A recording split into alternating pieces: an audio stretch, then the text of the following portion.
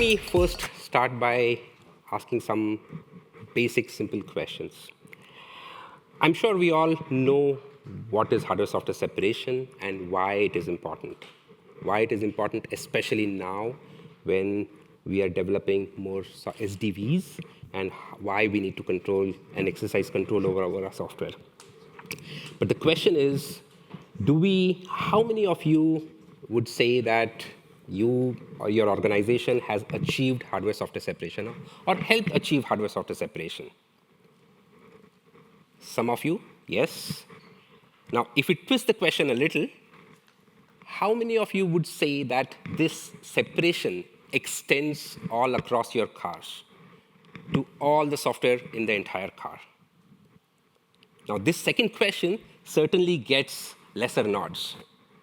And that's true, because that's how our control on the software is incomplete today. So, sorry.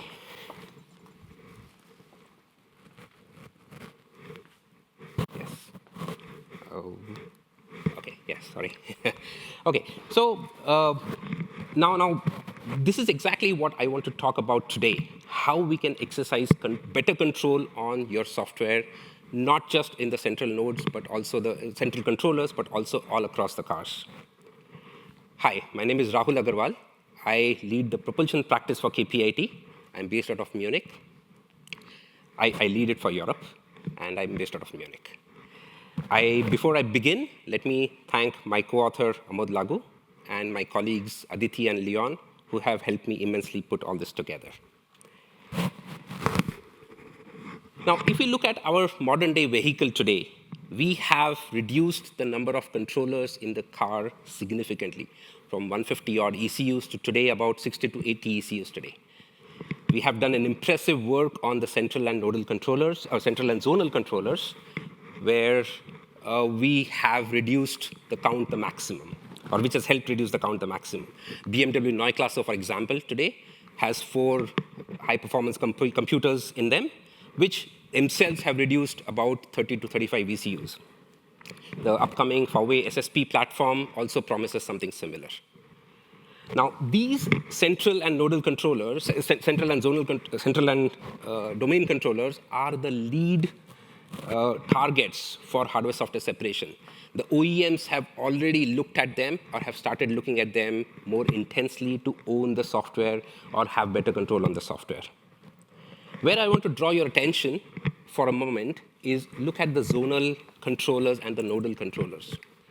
Today, about 30 to 40% of our software sits in these zonal and nodal controllers. The propulsion software, the body software, the chassis software. Now, this is where 40% of our vehicle logic is sitting. And we need to have better control on them as well, not just the central controllers. Now, of course, the nodal and the zonal controllers have some challenges with respect to its hardware dependencies, but we need to address them so that we can have better control on that software as well. Now, I'll give you an example of one of the OEMs that we were working with. Of course, I'll not name them, but they wanted to release one charging software update. It was a relatively simple update of the software. It required, but they took 11 months to go from coding to production. 11 months. Why, you ask? That was because the software was so tightly coupled to the hardware that even a small software change triggered a full-scale validation cycle, a full-scale ISO 26262 review cycle, a full-scale supplier coordination cycle. These cycles are not small. These are very long cycles. So just imagine a software which required only 3 weeks to code took 11 months to go into the production. Now, this is unacceptable in today's world for sure, especially where you know your software is critical. Look at the charging software, for example, as I said, right? The one issue in the field in charging software and the customer confidence on the EVs goes down. It's not about just charger or that one user's experience. The overall experience marks the EV story. So clearly, we need more better control on our software, also in these zonal and nodal controllers. This is what I also call as our classic validation trap, right? Where it has three primary bottlenecks, which limits model reuse. So basically, you can't port your software across generations or platforms so easily. The second one is your limited OTA readiness, where even a small over-the-air, simple over-the-air update becomes a full risk evaluation or risk calculation. And third, but not the least, is your test virtualization, limited test virtualization, where you are stuck with physical ECUs, physical test benches, and and every validation cycle is long and expensive. Let us not forget what I said in the beginning, that some of these ECUs or many of these ECUs also have real-time dependencies. The control loops are small. We are talking about microseconds, not even milliseconds. So clearly, there are challenges that need to be addressed. Not all challenges can be addressed with every solution, but certainly we need to look at these all in a holistic way. So let's look at some of these challenges that we are talking about. Let me enumerate them. Challenge one, the SDLC coupled with the hardware, tightly coupled with the hardware. SDLC means software development lifecycle. So clearly, which means I am dependent on my hardware to start my software. If you look at the complete automotive ECU development at an abstracted view, it is largely a waterfall model. You develop the hardware finishes, then your software begins, and then you develop your system. Now that's difficult in today's world because you waste a lot of time. You need to be faster. So you need to basically start them in parallel. The second challenge two, hardware-dependent software requirements. Now, in zonal level, clearly there are many use cases, many situations where the functionality is not just purely software logic, it's not purely hardware logic. Right? It may span between the two. You need to be intelligent. Your systems need to be intelligent to identify which functionality is hardware, which some functionality is software, and which functionality spans between the two. Challenge three, systems engineering and safety compliance. Now, this is a technical killer, especially when it comes to the zonal nodes. Now, system concepts and safety goals, they not always can be attributed to the hardware or software alone. They may span between the two, across the two. The concepts and the goals look at component as a whole, the ECU as a component, and not as hardware and software as two different tenets. So you need to be intelligent here to identify. You need to be careful that your safety goals and your system concepts are not getting violated in the zest of hardware-software separation. So this is a very careful balance that you need to build here. And last, but definitely not the least, operational management and in a distributed environment. Now, this may not be technical, as our colleagues in the previous session from Porsche Consulting were talking. So this is definitely important.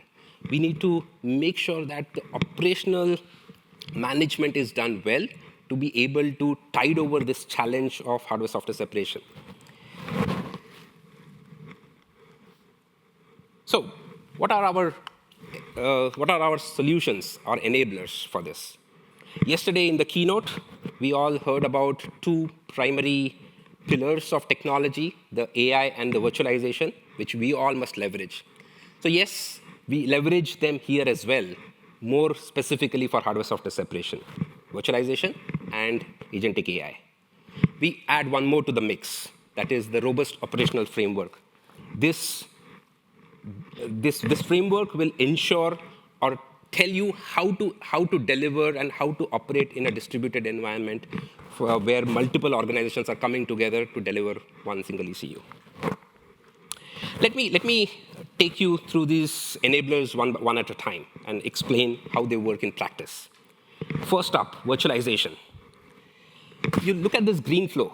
This is probably what we all are doing mostly today, right? We write the code, develop the application, we generate the auto code, we do our builds, we flash it on the ECU, physical ECU, we test it on physical hills, and we go around, wrap around if we find a bug, and the loop continues. These are long, expensive loops. Sometimes these loops can span from 10 to 20 weeks. Now, in contrast, look at this purple loop. This is the virtualization loop. Now, virtualization basically is leveraging a virtual ECU which models the hardware behavior to a large extent, where you are also mimicking the behavior of CDDs, timing constraints, some real-time constraints. And in power electronics world, we are now also replicating the power electronics behavior. Here, this enables the testing and development to happen in parallel. You can start some things in parallel. So the loop clearly is shorter. It's worth days, not weeks, for sure. So this definitely is a big enabler to begin with. I'm not saying that we replace, or virtualization can replace physical testing. Absolutely not. This is not a final solution. But it definitely enables you, A, to start your development faster, and B, to detect some bugs ahead of your cycle before you hit the physical ECUs. So basically, this is what we all call as left shift. If we quantify the virtualization benefits in numbers, right? So look at the third pillar. That's the biggest pillar, because that's the biggest benefit also, which is the left shift, which I just said. Right? Over 60% of the bugs we see can be identified, functional, and sometimes safety relevant as well, which can be identified on a virtual ECU rather than, and not really needing a physical ECU. This is important. Just imagine 60% of the bugs. If a safety relevant bug is identified on a virtual ECU before a late stage hill testing that you hit, right? You can save. It just not saves you time, but it can also save you redesigns, maybe schedule slippages. So clearly, it's a no-brainer. We should do. Schedule acceleration, of course, is a natural benefit, as I said, because now hardware and software we can develop in parallel, so it brings about 25% schedule acceleration as well. Cost of test efficiency, I'm looking at only test efficiency and test platforms costs. You're not dependent so much on physical hardware anymore, or lesser dependency saves you some cost as well. And software portability, this is where you start thinking the software is more independent of the hardware. Not 100% independent, but still as independent as possible, so it brings some about 30% portability benefits as well. Now moving on to our second enabler. This is the multi-agent AI, RAG-based multi-agent AI. Now, this is where it gets really interesting. Now, imagine a scenario where your requirement engineers are rummaging through tens of MCU data sheets, each spanning thousands of pages. There are illy written system requirements from the system engineers. There are INCOSI guidelines. There are ISO 26262 guidelines. There are ISPICE guidelines. And in all this, the poor requirement engineer is trying to identify which requirements are influenced by the hardware or hardware dependent, and what requirements can I classify as pure software logic. Remember, pure software logic is what the final target is, but you cannot completely, you cannot simply classify any requirement as a software pure logic as well. So you need to be careful, and this requirement engineer is struggling. So this is very painful when you're doing this completely manual. So this is where our solution comes in, which is a retrieval augmented generation-based multi-agent AI. It's an AI framework which primarily is hosted with or fed with 3 data sets: the MCU data sets or MCU sheets, the manuals, and the HSI details, the hardware software interface details, the process guidelines, the INCOSI, the ISO 26262 and ASPICE guidelines, and of course the protocols, depending on what domain you're talking about. If it's charging, you need to feed in all the charging protocols as well. And last but not the least, the ECU details, and most importantly, KPIT's proprietary domain-specific data ingestion layer. On these data sets, So on these data sets is what we host our multi-agent collaboration model, which has 4 primary agents.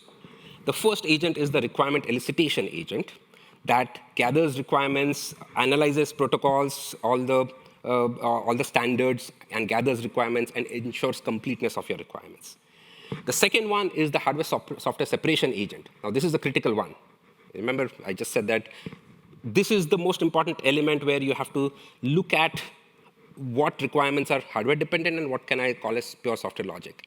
So this agent is trained on the hardware software boundaries. It has seen multiple, or it has been fed with multiple such instances of implementation where now you can identify patterns and probably predict with reasonable accuracy whether a requirement is hardware dependent or it is a pure software logic. Agent 3 is the requirement development agent, which basically gives you the structured and standards compliant documentation and traceability from the start, very important. And then the agent 4, which is the requirement refinement and review agent, which ensures the upkeep of your quality of requirements as your system develops or evolves. With all this, what you achieve is consistency of your requirements throughout the life cycle, intelligent hardware-software separation, very important one, and traceability or continuous traceability of that's needed. Let's quickly quantify them in numbers. So, no-brainer, the most important benefit of this, which is why we wanted to develop it or focus on this, was hardware-software separation. So, hardware-software separation accuracy, right, or efficiency is almost 40% that we measure, and the dependency analysis happens through this agent. The protocol and standards coverage, again, an important byproduct of this, where you are identifying gaps in your requirements before the formal audits find them out. So late stage, if you find something at the audit stage, it's too late to fix. So it can also help you identify potential gaps in your requirements and your traceabilities. The requirement trace coverage, pure traceability coverage improves little, about 12%, but that 12% is not significant. It might look modest, but it's significant when it comes to 88% to 100% coverage if we need for certification, then that's a big number.